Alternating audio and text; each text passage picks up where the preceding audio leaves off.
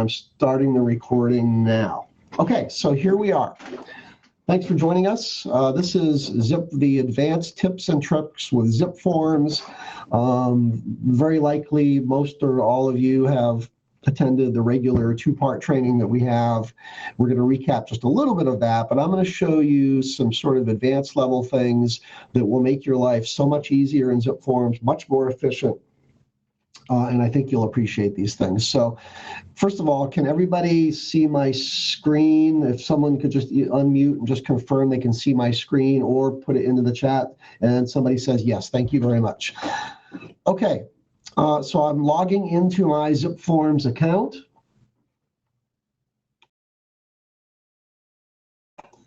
And here I am.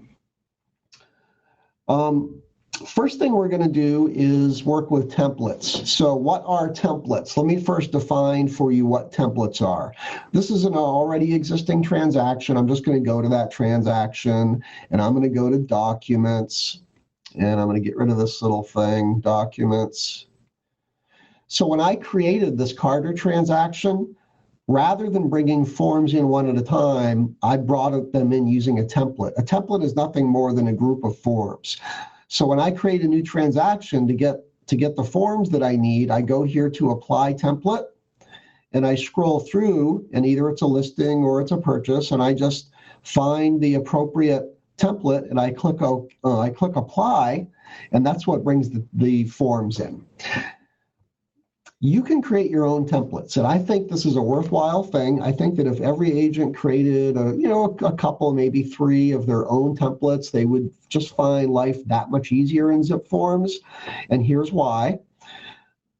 When you bring in a template, one of what we call the global templates, these are the templates the company created for you. There's a ton of forms in there. And that's because every agent does business in a little different way. Every listing is a little bit different. Every community is a little bit different. So we try to cover all bases. And that's tough to do without there being just a ton of information. You might find in real life, let's say we're talking about listings, you might find that in real life, you're using the same group of 7 or 8 forms for every listing. So why not create your own template with those 7 or 8 forms, and why not even have the forms filled in the template as best you can. Of course, you're not putting anything specific like a seller name or a listing address, but if there are things that are the same from one listing to the next, you can pre-fill that, and now you've got a good starting point for your new listings. So there's why you might want to use a template. I think when you use it, you'll be very happy. And I mentioned in the earlier session, if I were to give you homework today, it would be to create your own template. So hopefully you'll all do that. Let's work with templates. I'm in a transaction now. I need to leave the transaction. And I'm going to go here to templates. This is where I create and manage my templates. I'm going to templates. These are the templates I've already created in my account. And let me show you one. This is my neighbor listing template. By the way, you can name them anything you want. I would suggest starting them all off. See, I put Mike's template. That way, when I sort them alphabetically, when I'm hunting for a template, they all fall together. Also, they stand out as my template as opposed to those that the company built. I'm going to take a look at this one that I already created. This is my neighbor listing template. And as you can see, it's just a concise group of forms. It's just those that I find in my case that I typically use from one listing to a next. Now you will find some listings with, maybe that are in CDDs, or maybe the property's pre-1978 and you need the lead-based paint forms. For those special situations, once you bring your template into your transaction, you can go to all forms up here and you can just bring those specific items in one at a time. So again, these in my template, it's just the forms that I use on most of my listings, and those that are special I can just bring in one at a time if I want to do that. I can also, within the template, within the forms, that is, pre-fill things that are for me, I don't list anymore because I'm a manager, but if I did, when I did, it was almost always in Collier County. So I've got that pre-filled. I can change it for when I do a Lee County property. Check boxes are all filled in for what's typical from one listing to the next. And I've got, my commission information, and all these things are pre-filled. I came from the school of never leave a field blank, so I've got NA in some of these fields. You don't have to do that, but I think it's a good practices thing. Okay, so you can pre-fill the forms within the template. Now when I create a new listing, that information comes through. I'm going to back out of this form, and I'm going to back out of this template that I've already created. Let's create a template. So I've already created 4 here. Now I'm going to create an additional one. Let me stop here for a second. I don't think I would get too carried away. I would not create a separate template for every conceivable scenario. I think you're creating just as much work for yourself by doing that as not creating one at all and using the company templates. If I typically only work in Collier County and hardly ever use use FARBAR, I'm probably just creating NABOR templates, and I think I would just do a purchase template and a listing template. With NABOR, the forms aren't much difference between condo and single family. So I don't think I would create a purchase template for a condo versus one for a single family. It's up to you. Do what you want. What I would probably have at the very least is one for a purchase, one for a listing. I might have a FAR purchase and listing template as well. Certainly if I do a lot in Lee County or any reasonable amount of business in Lee County, I'm going to do at the very least a FAR purchase and a FAR listing template for there.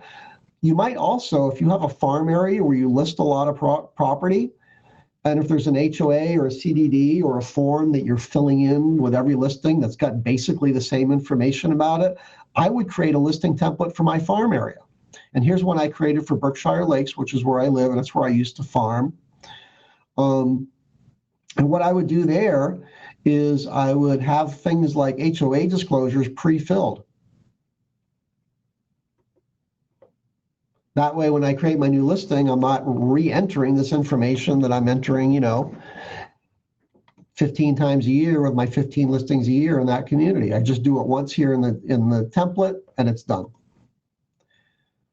So let me leave that template. Let's create a new one.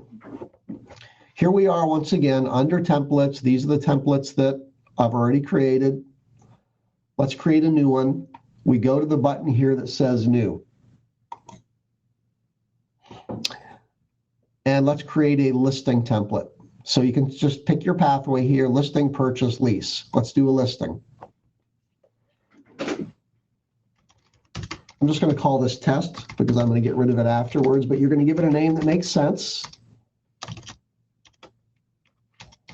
I'm a horrible typist this morning.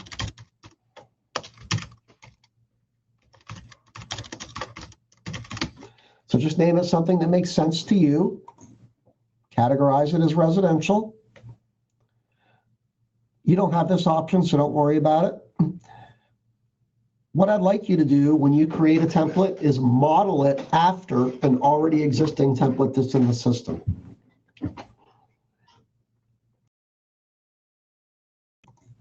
So what I would do when I'm creating a new template, I would go to this drop down. The global templates are the ones the company's created for you. So I think it's a good starting point to use one of these global templates. And we're doing NABOR, and it's a listing, so I'm going to select this one. And I'm going to click Save. So to recap, all we did, gave it a name that makes sense. You can change the name later if you want. Gave it a name that makes sense, selected residential, went down here, chose the existing template that most resembles what I'm trying to create. That happens to be listing NABOR, single family, and save. It's going to take a second to load. And here we are at the template. And here it is, test NABOR listing template. Bunch of forms, right? This is why we're creating our own templates. So we don't have to stop here at every single new listing and think, oh my God, what do I need? First thing I would probably do is get rid of the forms we don't need. We do that by going right up here to the delete button, delete, and just run through the list. So let's see here. So again, I'm thinking about my typical listing. 9 out of 10 times, what do I need? Well, I don't happen to list in Marco, so I don't need this. And I just don't happen to use this gate authorization. I've not run up to any communities that require it. I'm not a fan of the community fee worksheet. I rarely list in a CDD or MSTU. I rarely list properties that are pre-1978, so I don't need lead-based paint. Sometimes I do list furnished properties, so I think I'll keep that in there, inventory. I do use the Hurricane Irma disclosure. It's not even a listing yet. I don't think I need an amendment. If I need it later, I'll bring it in. I'm not a fan of using the cover sheet. Timeline of events, that's for a sale. I don't need it here. Home warranty, I don't use that. Counteroffer, again, it's only a listing, not even a sale. When it turns into a sale, I can bring these things in. And this is a sales addendum that I don't need. Bottom line is you're going through, you're deciding what is your typical lineup of paperwork for a listing. Anything that's not, you're selecting it, and you're hitting delete, and you're hitting yes, I really want to do that. And there you go. So we are at the starting point of what's shaping up to be a pretty clean template. Now, what else would I do here? I would also take the time, if there's anything I can fill in on any of these forms, for example, recommendations to sellers, get your name in there. Now it's going to be there for every new listing. New listing marketing form. Why do I want to fill this thing in every time, when I'm always going to be at Central, for example? My initials are always the same. Get this stuff in here now, and every time you create a new listing, it's going to be pre-filled for you. My phone number, that's the same.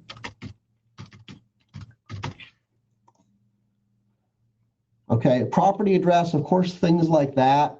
That is different from one listing to the next, so you're not filling in things like property address.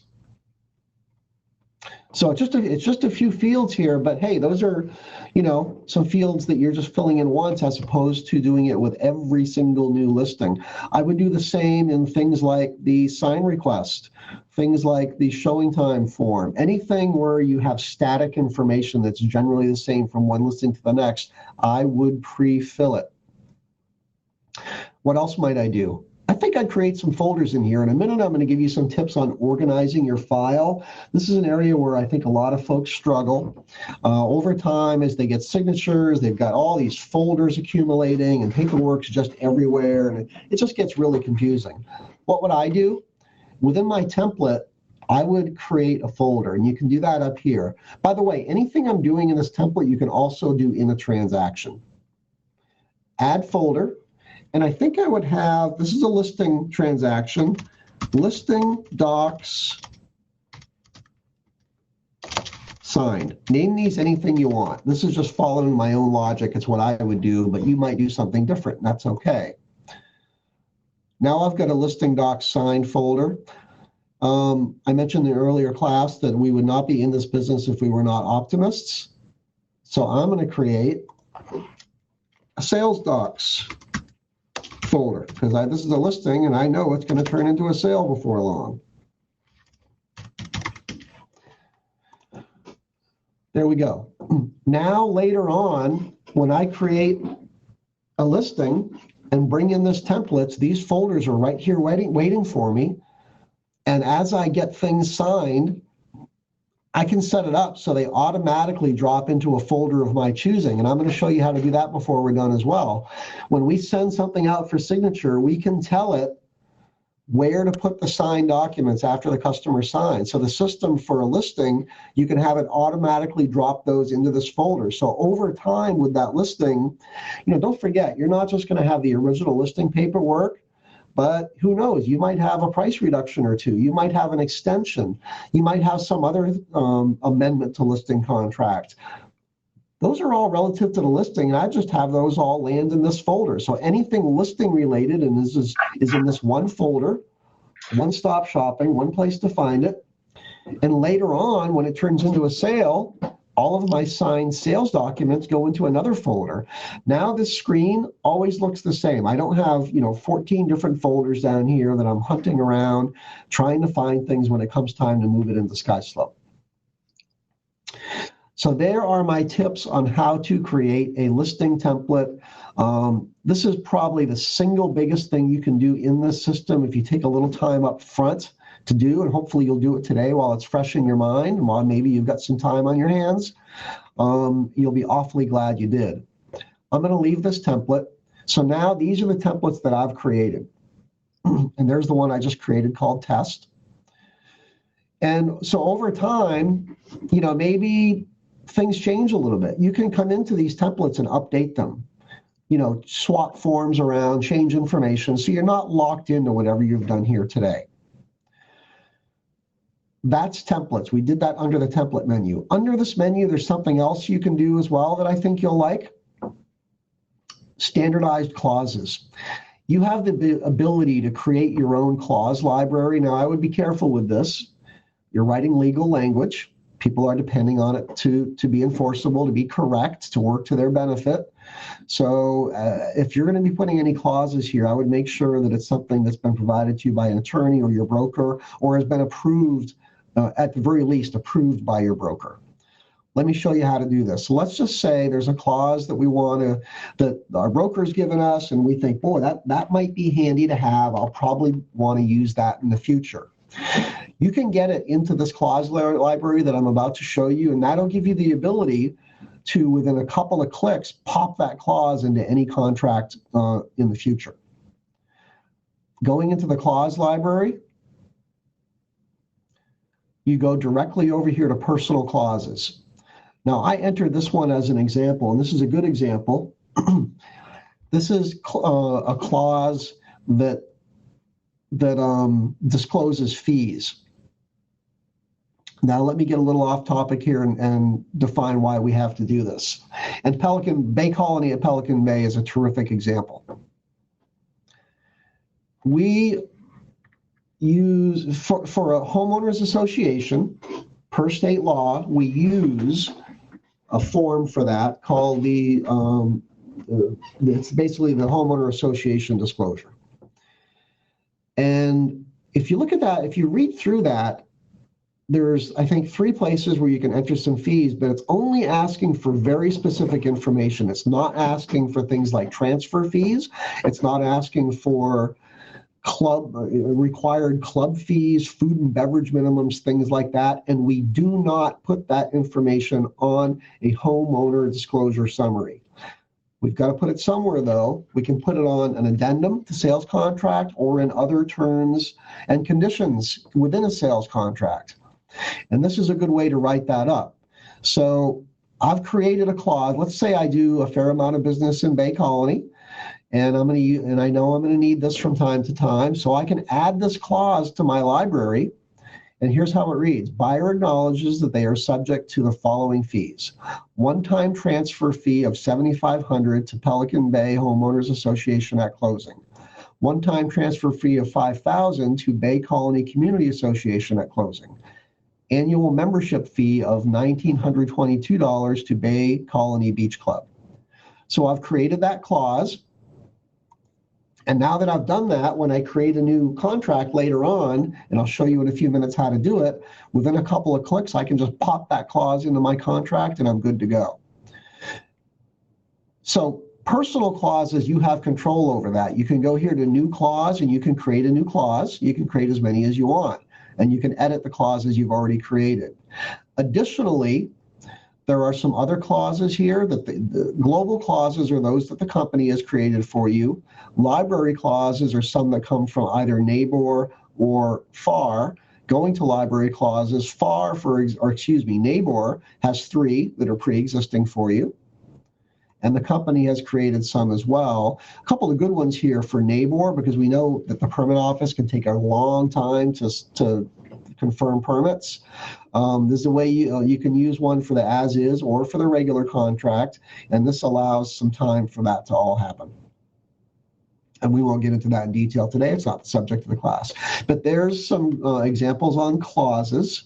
I'm going to leave that menu. So under templates, you can create and manage your templates. You can also create and manage clauses. Let me go over to a transaction and show you how this comes through. Going back into my pre-existing Carter transaction, and under documents, to add a template, well, let's just say I'm creating, I haven't already done this. I don't have any forms here. To add my template that I have created at some point in the past, apply template. And I can sort this by name. And now see all those that say Mike are grouped together. So I can choose my template. And if I were to hit apply, it would bring in the one that I created called Mike's Neighbor listing. So there's how you move your template in. Let me now show you how to get a clause into a contract. Let me just do something here real quick. Okay, so let's use that Bay Colony example.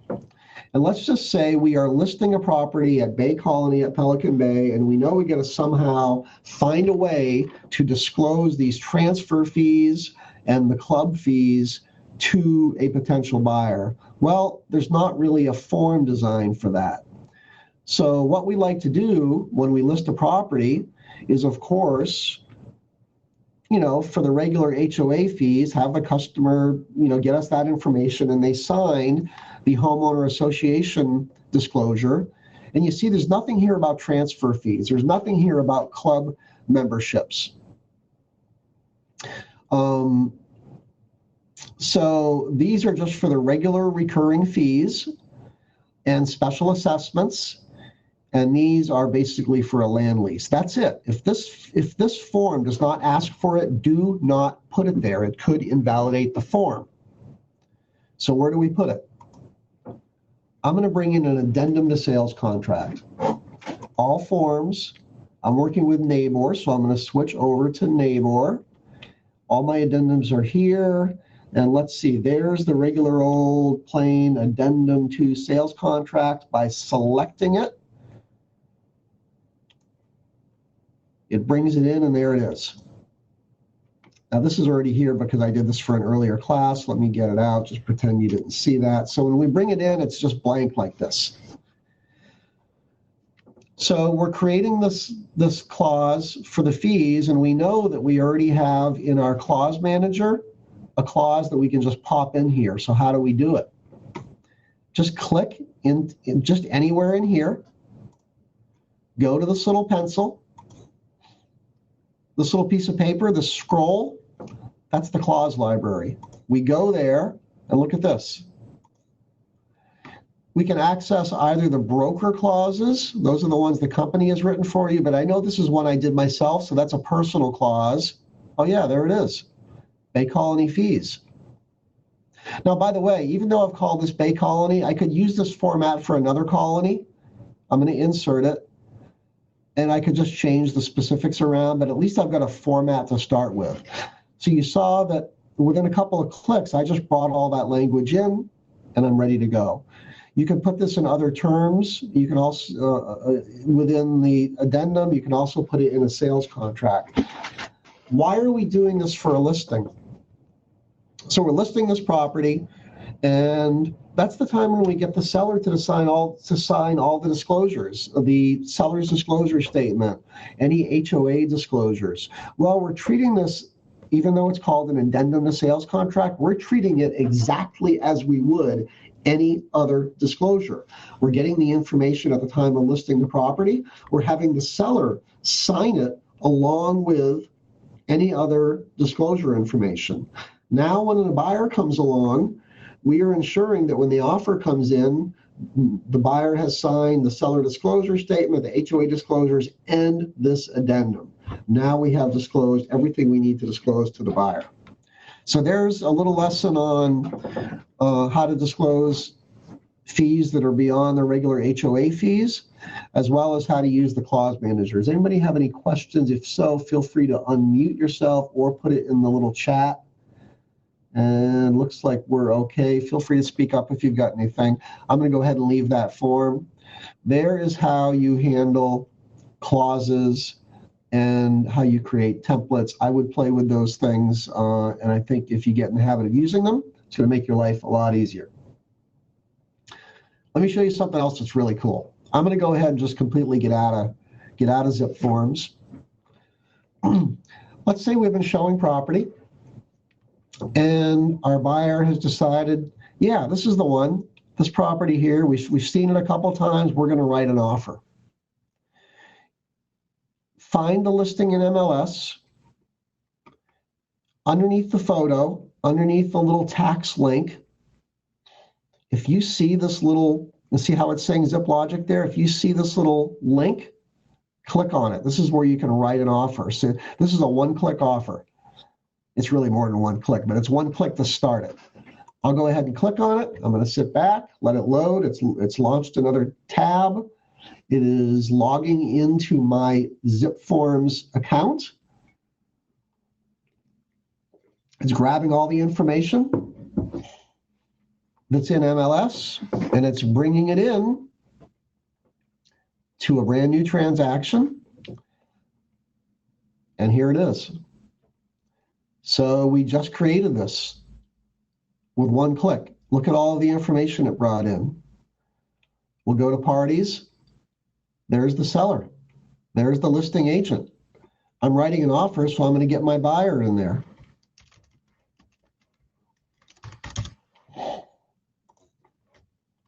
And his email address.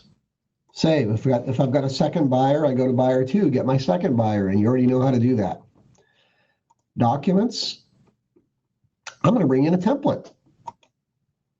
And I'm going to use one of my template. I'm going to sort them by name, get mine all together so I can find them. This one looks good. Mike's neighbor purchase. I will select it, apply.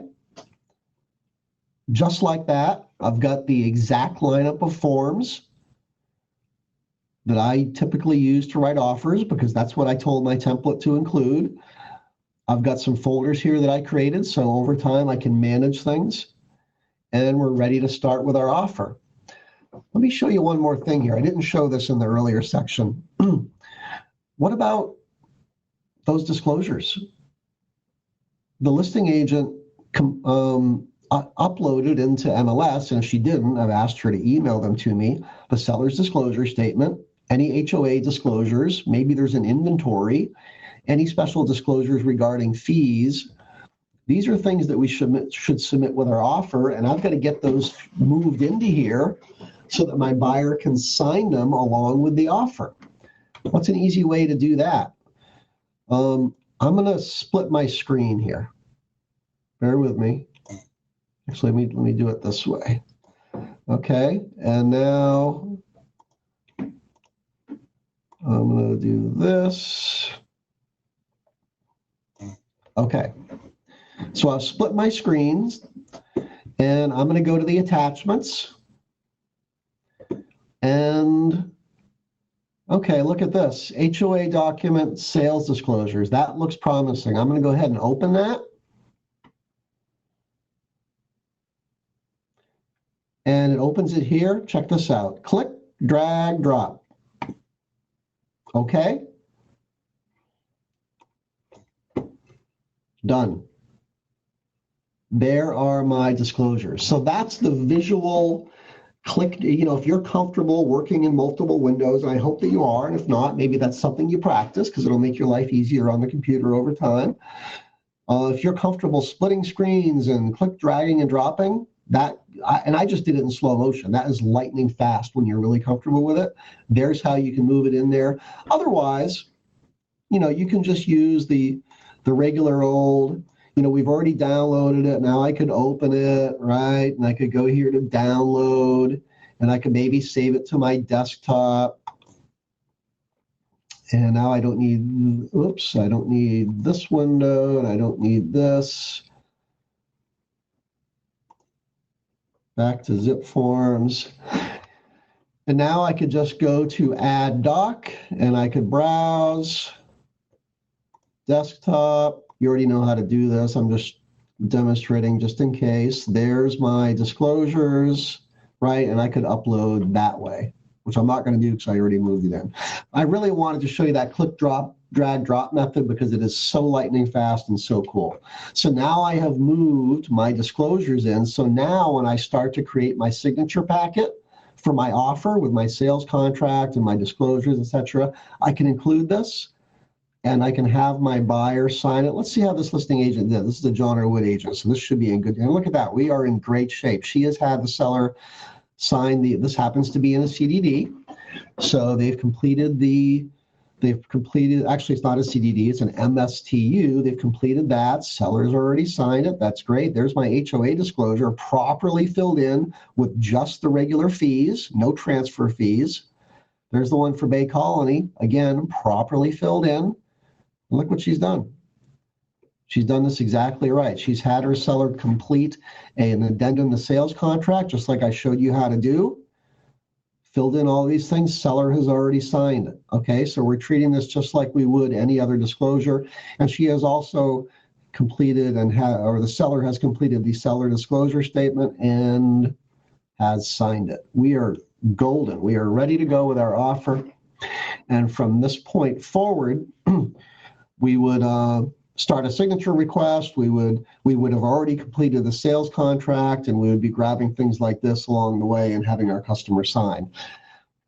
Now, earlier when we created the template, I suggested that we create some folders to manage our documents.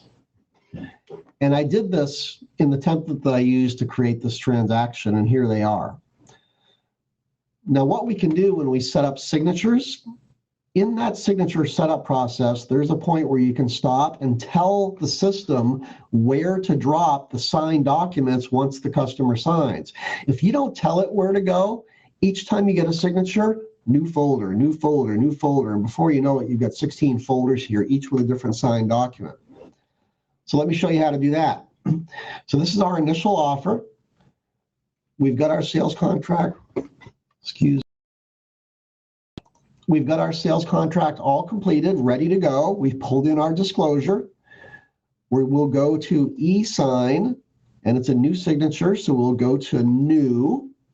And I'm going to grab those things here that I need the buyer to sign.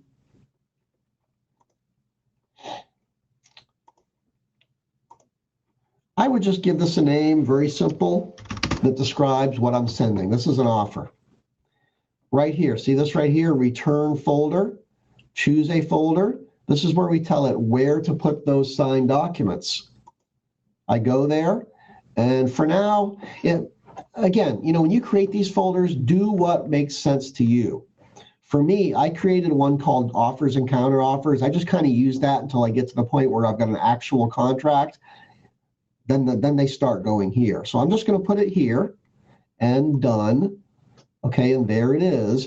Now, when I send this thing out and the buyer ultimately signs, the signed documents drop into that folder automatically.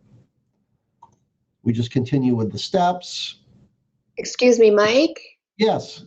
When you're doing that part and you're creating the folder for the signed documents, would you put in, to identify it, would you put in the buyer's name? Because would you have all these folders? No. Let me show you. That's a good question. Let me show you that in just a second. We don't need to because this folder lives inside this transaction that's already identified as the buyer. This is the buyer file. The only buyer that's going to be in there is our buyer. Got it. Does that make sense? Yeah, it makes sense. Yeah, it's sort of like as if we had a regular old file cabinet and we had a big green Pendaflex file that for our buyer, and we're just putting manila folders inside it. Well, by virtue of being in that big Pendaflex that says the buyer name, everything else that's within it is also for that buyer. So that's why we don't have to do it. Okay, thank you. Thank you for the question. So we've selected Joe here, and we're just moving forward through the normal process. No thanks. And I'm not going to spend a lot of time on signatures. You've already learned this in the basic classes. I'm just creating an example for you. We arrive here.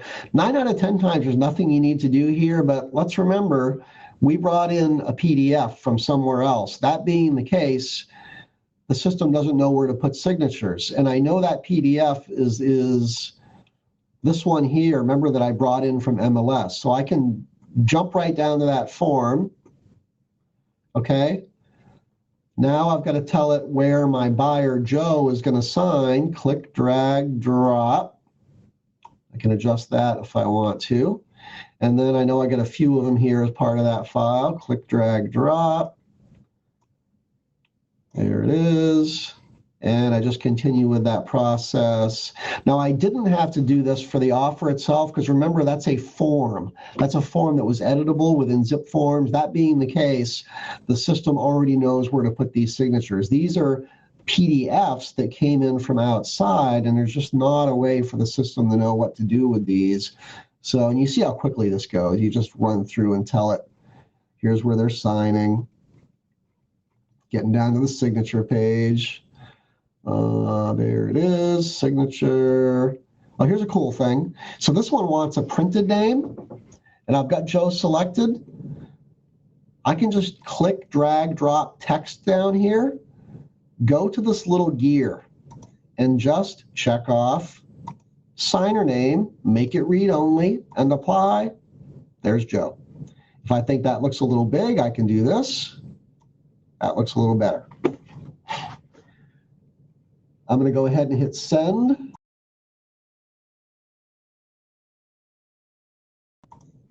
And send.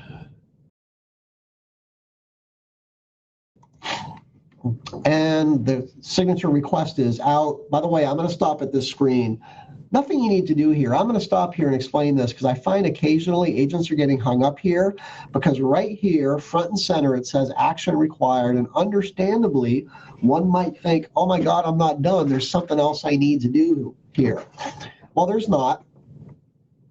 This is just a confirmation screen. Remember, we called it offer. So this was the signature packet offer. We sent it to Joe. Action means it's waiting on Joe's action. It's waiting for him to sign. And these are the documents that we sent out. That's all this is. I'm going to close this out. I don't need it. Here's the pending envelope. I'm just going to back out of that. And that's it. Now when Joe signs, everything he signs lands inside this folder, because that's where I told it to land. And probably as things go back and forth with the offers and counter offers, I'm going to do it in this folder. It's always in the same place. I always know where to look for it. And then when I eventually have a final signed contract, I'm going to put it in here. And as I move forward through my transaction, and I'm getting, HOA doc receipts signed, I'm getting amendments signed, extensions, whatever they are, they're all going in here. Now I know where to find everything relative to the sale. And this makes things a whole lot easier when it comes time to move it over to SkySlope, because I know where to find my documents. So a little more about organizing folders. So I just described to you how at the onset of a transaction, you can implement some things to keep things organized as you go. But maybe you have some transactions you've been working with for some time, and it's just become a mess. You've got you scroll down and you've just got pages and pages of random PDFs and 12 different folders with all kinds of things. You can clean that up. You can organize what's here. So maybe whatever this is, I just decide, okay, I want to put that in this folder. Click, drag, drop. Done. I can put folders inside of folders. I'm not going to do it, but I could put this folder in here. So you can drag things around, put them in folders. You can move things. You can move things from folder to folder. So maybe, oops, I just put that PDF in here. I meant to put it here. If I were to go into that folder and find it, there it is. I can simply go to Move, select the document that I want to move, right up here, hit the big button, and now I can tell it, yeah, okay, I really meant to put it here, and move. And I can take a peek in that folder, and there it is. Over here to the left, when you have multiple folders, you can navigate from one folder to the other by using these links, and folders up here just brings you back to the main screen. Here's a question that I get occasionally. Well, what about these forms? I don't need them again. My buyer already signed. We're under contract. I don't need him to sign another sales contract. And just a reminder here, guys, anytime you see these things where you can see the basic layout of the form, these are just forms. These don't contain signatures. When we send something out for signature and the customer signs, these things don't change. What it does is it creates a PDF copy. And in our case, those PDFs, once the customer signs, are going to land here. So chances are I don't need these things. So sometimes I get an agent who will ask me, can I delete them or can I put them somewhere out of the way? The answer is yes and yes. So I could, let me get out of that menu. I could go here to delete and I could just grab the forms that I know I don't need again. Okay, and I could delete them. If I'm a little uncomfortable doing that, what I could do, I could create a folder, call it something that makes sense, forms, and now I can click, drag, drop, start moving those in. If I want to do it in one fell swoop, I can go here to move. I can select these forms and go up here to the button and just tell it to put them there and move. Done. I know I did that quickly, and I know I'm doing some of these things quickly, but you get the gist of it. You know now that you have the ability to do these things, and either way, you're not going to learn it until you do it for yourself. So I suggest, having sort of a test transaction like I've got here, and just play with these things and get pretty comfortable with them and get in the habit of using them on an ongoing basis. And I think you'll just find that you'll be able to keep these files that much more organized. I can also change the order of these folders. If I hit organize, now I can click, drag, drop, and just move things around. Maybe it makes sense to me that forms comes first and sales docs is last. It's whatever your logic is there. Done organizing, now they are in a new order. So we had a question earlier about moving things into SkySlope. Let me do this first. We need some documents to move. So I'm going to go into my Outlook mail here and see if that signature request came in. This is one I did in the earlier class, so that doesn't apply.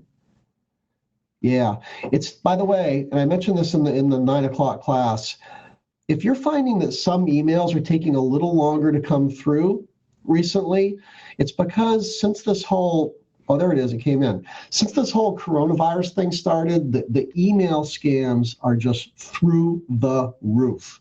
Chris Barr, our vice president in charge of technology, is doing an amazing job at keeping those malicious emails away from you.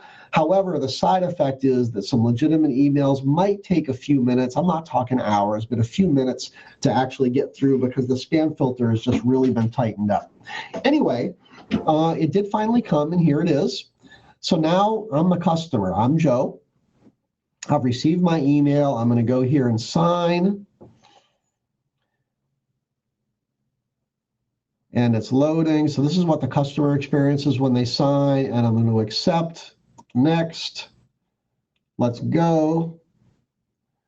Brings me to the first place I need to sign. Click. And it just launches me to each one. I just keep on clicking.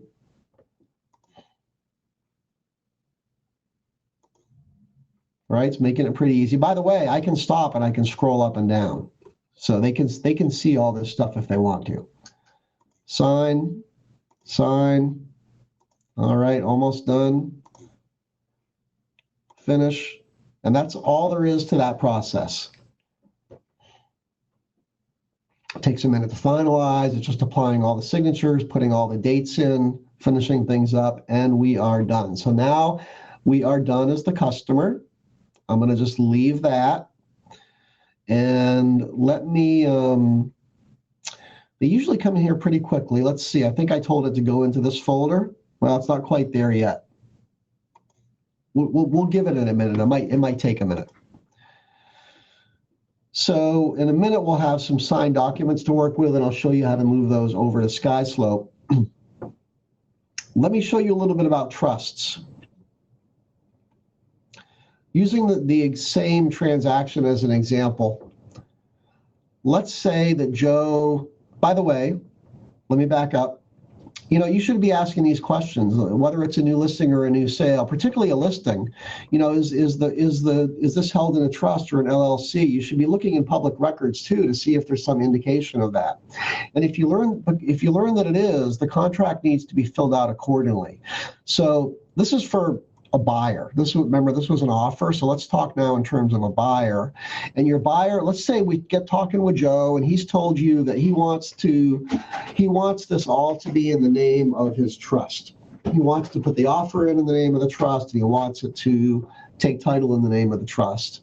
So how do we get that trust name onto the contract? And then how do we get Joe to sign as the trustee?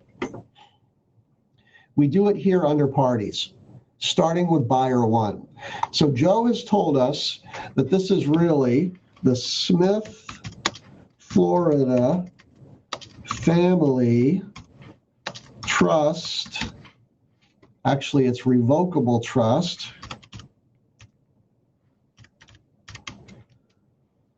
Trust dated 9/7/95. Okay, so that's the name of the trust. And you see what we did here? We just started in first name, went as far as we could go, rolled down to the next one. If the name were even longer, we would roll down to the last name. So use any combination of first, middle, last name to get the trust name in there. Now, if you find some of these trust names are crazy long. So if you're finding that you can't fit it all in, you can abbreviate. Trust, for example, can be TR. Revocable, you can abbreviate accordingly. Okay, so you can do some things like that. If you're uncertain, check with an attorney, check with your broker. But there's how you get the trust name is. So how do we deal with Joe, who's the trustee? He goes down here. Joe Smith, comma, trustee. So this is an individual signing on behalf of an entity. And in this case, the entity is a trust. Other times it might be an LLC. It might be a power of attorney type situation. It might be a personal representative for an estate. The entity goes here. The person who's signing goes here along with their title. So for an estate, this person would be a personal representative or PR. For a trust, he's a trustee. And we would want to get his email address down there. I'm just going to copy paste. Now, perhaps one of the things you're going to ask if we're working with a trust is how many trustees are there and who are they? So Joe has told us that his wife is also a trustee. So now we have to set up a buyer two. Leave the top blank for any subsequent trustees beyond buyer or seller one. So her name is Jane Smith, comma, trustee. And her email address goes there and save. But here's what's going to happen. See this? The system is trying to outsmart you, and they're saying, wait a minute, I think you meant to fill something in here. Well, you didn't, because, and I'll explain it better in a minute, you handled the entity name under buyer one. We don't need to do it twice. If we do it twice, it'll appear twice on the contract. It's going to look messy. At the same time, it's not letting me save. So what do? I'm going to trick the system. Just click into first name, hit your space bar, save. Just putting a space in there will get you through that field. So to recap that, for a trust, for an LLC, the entity, in this case the trust, goes up here in some combination of these fields, however you can fill it in.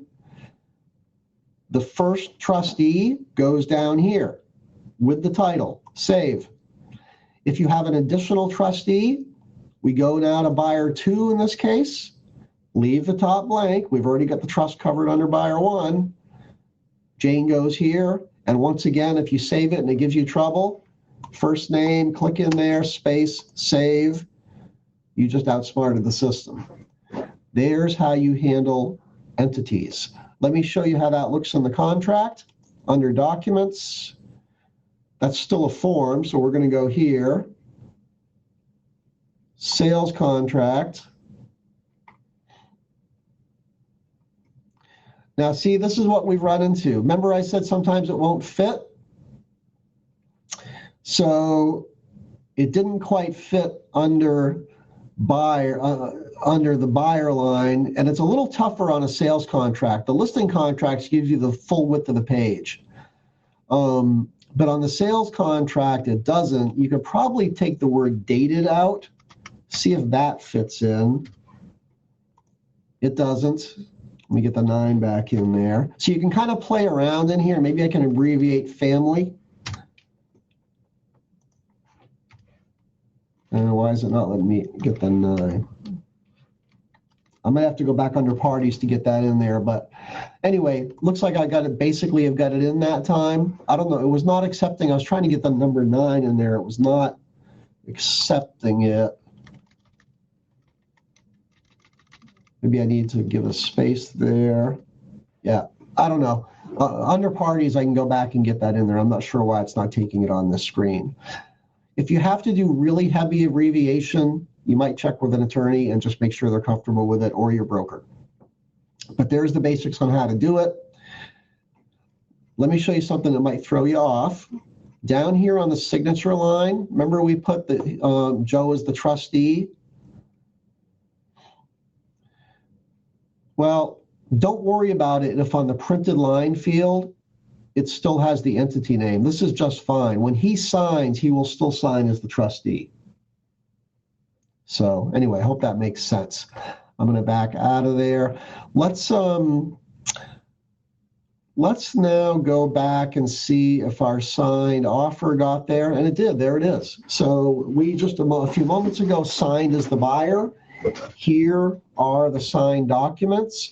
So the question was, how do I get these over to SkySlope all at once as opposed to one at a time? Well, you're going to do it the exact same way, except you're selecting them all at once instead of one at a time. I'm not going to go into SkySlope here, but you all know how to do that. So let's just say this is a new sale. And now we're under contract. We got the deposit in. Things are moving forward. Now we're going to go ahead and get it into SkySlope. So we've gone into SkySlope. We've created our SkySlope transaction for this buyer for 8111 Bay Colony. And we're at that point at which we need to move these documents over. And remember, inside of your SkySlope transaction, there's an email address unique to that transaction, and it's for the purpose of moving documents in. And let's just say we have copied that email address. We've come back over here to the transaction, to the documents that we want to move. We go to send. We go to email. We select all, right? So now I'm moving everything. Next. Now it's going to assume that you want it to send to somebody within the transaction. That's not the case. We're sending it to SkySlope. I'm just going to X out of that screen. And I copied my SkySlope email address. I can just paste it in. Let's just pretend this is it, right? This is the SkySlope email address. Get something in the subject line. And down here you have an option, single or separate. End of the day, either one will work, but I think separate is a little more efficient. All I would do now is hit send, and that is it. That is how you move these over all at once. By the way, if you ever get here and it says send using, you're just going to select ZipLogic and send, and that's it. And now they will land in your SkySlope transaction, and you can assign them to the various checklist items. There's how you do that. Let me show you one other really cool feature. This is a fairly new feature in zipForms. And bear with me, let me just, I've got 2 accounts. I just want to log out of this one and get back to my agent account because it looks more like yours.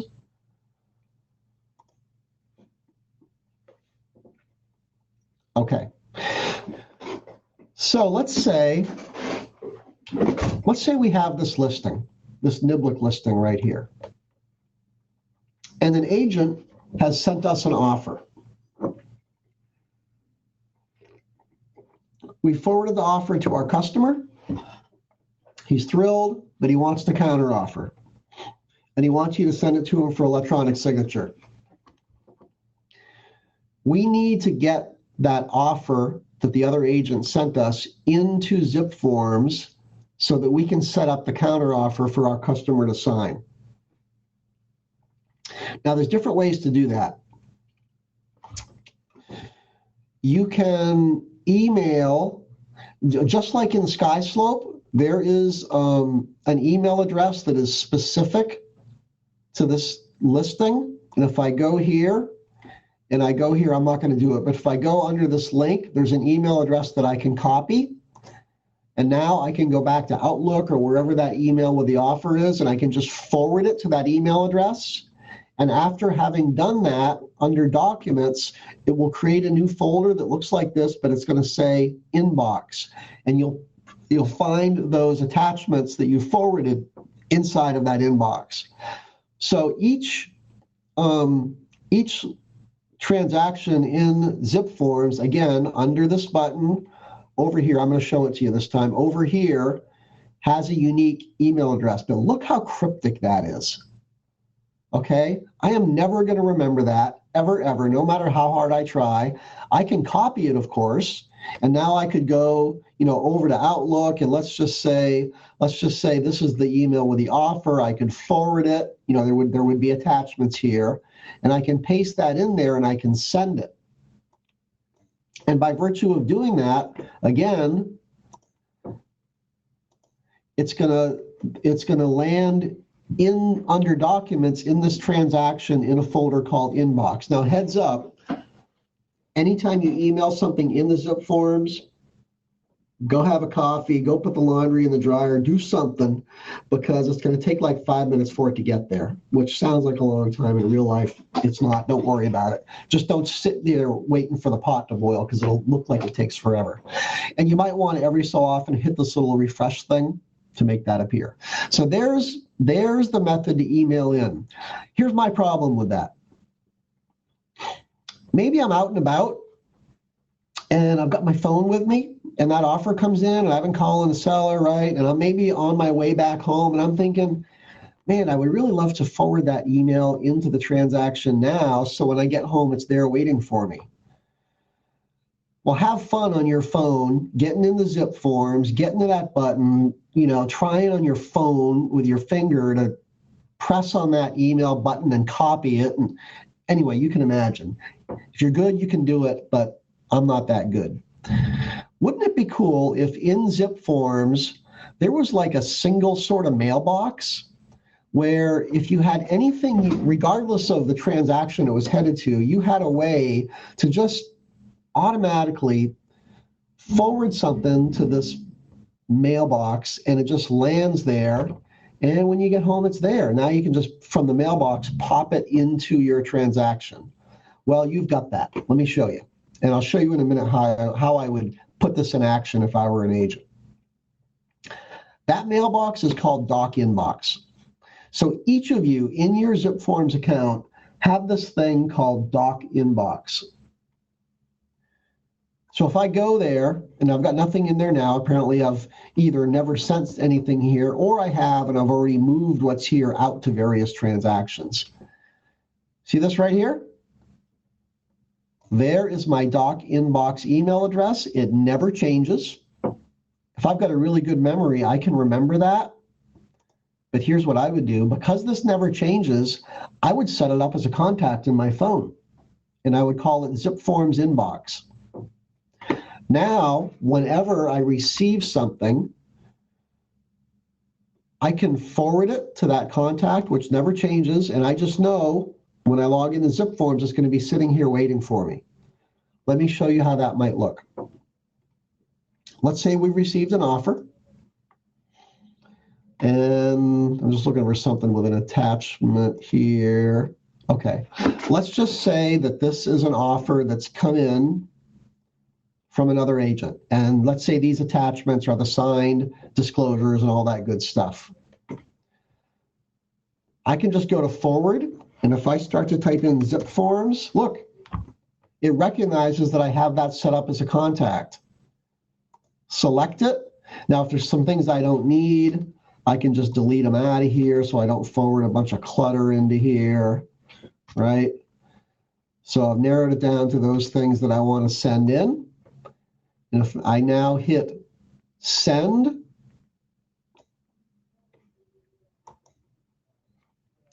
now again, anything you email in here takes a few minutes, so you're not going to see it appear here quite yet. I could, go whatever, go pet my cat, come back, hit this little refresh thing right here, and you'll see those documents land here. The reason I like this, again, is that it's a one-stop place to send things. And I can save this as a contact, right alongside my customers and things. So now it's appearing on my phone, in webmail, in Outlook, wherever. And I'm just forwarding always to the same. All I have to remember is zipForms. I just start to type in zipForms, boom, there it appears. I hit send, and it's going to land in here. Now, once it lands in here, let me do this. Let me just get something in here. Using another method, just so we've got a document to work with. Bear with me.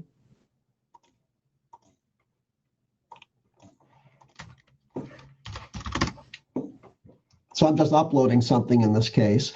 But let's say we just email that offer in, and here it is. Now I need to get it out of this doc inbox and into my transaction. So I go to doc inbox, here it is. Move to transaction right here. Select the document that I want to move. Next, and I select my transaction. So let's say it's this one here. I just moved it from my inbox. Whoops, went to the wrong place. From my inbox. I hope I moved it to the right one. I did it kind of fast. There it is. Okay, so yeah, there's a step once you get here to move it, but I just think this is a whole lot easier than coming in here every time, going to the transaction, trying to find that darn email address, copying it, getting it into my email. I just think this is a great feature if you just get in the habit of using it. By the way, there's also a way to do this in SkySlope that I'm not going to cover today, but SkySlope, you also have a thing called Working Docs, and you have an email address that never changes in that SkySlope account where you can send things in and then assign them to various transactions. So that's your doc inbox feature. I am going to I hope you're all following the John R. Wood Education Facebook page. I'm going to, at some point today, put a link on there to get to the user guide that I've created. At the end of that user guide, I have a little cheat sheet on creating the templates, and I have one on the doc inbox as well. So hopefully that will help you. We are at the end of the session here. Any questions from anyone? Feel free to unmute yourself. Feel free to put something in the chat. And I'm not getting anything, so we are done. Thank you. You're very welcome. Thank you very much for joining us. And again, the best thing you can do is jump in here, play with these features. I think you'll really like them once you get to use them. Thanks, everybody. Have a great day.